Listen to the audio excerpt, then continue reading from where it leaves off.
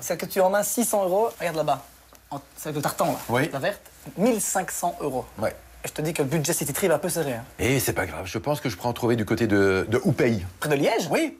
Écoute, là-bas, les gens se baladent en kilt, donc il doit y avoir des cornemuses. C'est comme une grosse intox de Quentin, ça. Ou une belle info. Ça, c'est à vous de voir. N'empêche que ça fait 20 minutes qu'on est arrivé et on a déjà compté 5 kilts dans la rue. Vous croyez vraiment que j'aurais demandé aux habitants de toute une ville de se balader en kilt? Pour mes beaux yeux, le facteur aussi en kilt.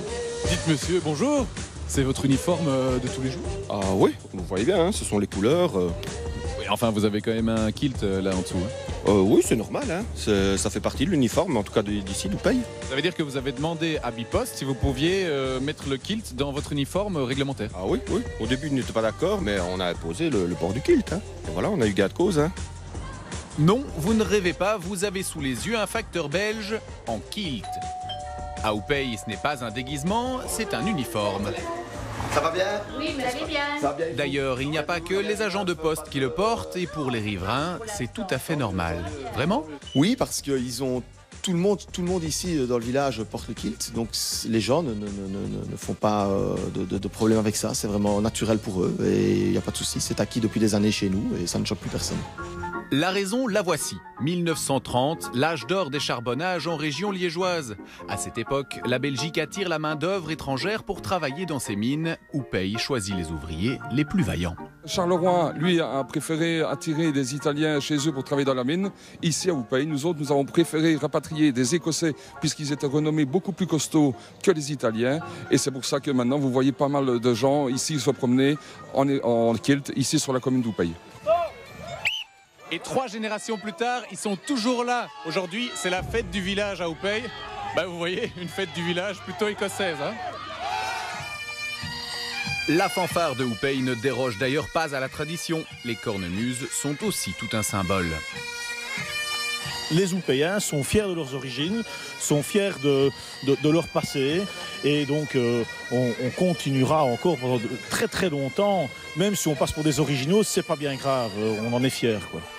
Pour participer à la fête du village à Houpey, il ne suffit pas de porter le kilt, il faut aussi être capable de soulever 60 kilos sur la plus grande distance ou supporter le poids de 2 barils de Guinness le plus longtemps possible.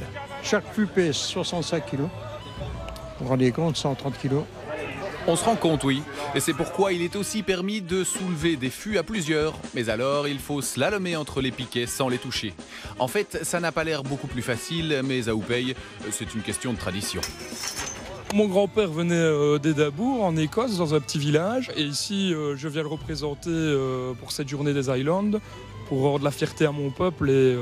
Et voilà. Parmi les plus fiers, il y a Mike, l'ancien du village, qui regarde les jeux avec nostalgie. Ah, du temps des mines, c'était peut-être pas rose tous les jours. Hein. Et je suis pas né à l'hôpital, moi je suis né dans un baraquement assez préfabriqué, comme ça en planche. Et puisque je retrouve ici, c'est un petit peu ce que j'ai vécu étant tout jeune. On retrouve un peu ce désir de se retrouver ensemble. C'est gai. L'épreuve phare de ces jeux belgo-écossais, c'est bien sûr le lancer de tronc. Une technique qu'il faut maîtriser, que l'on soit un homme ou une femme.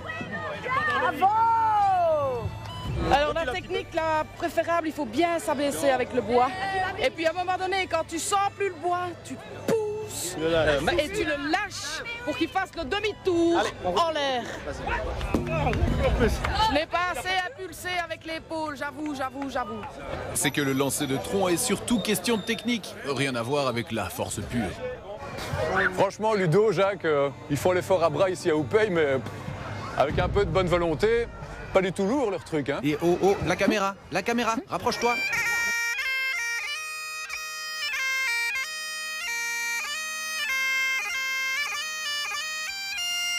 Alors pour vous, Houpey est-il le village le plus écossais de Belgique? Info ou intox, dites-le nous sur la page Facebook de l'émission. Et comme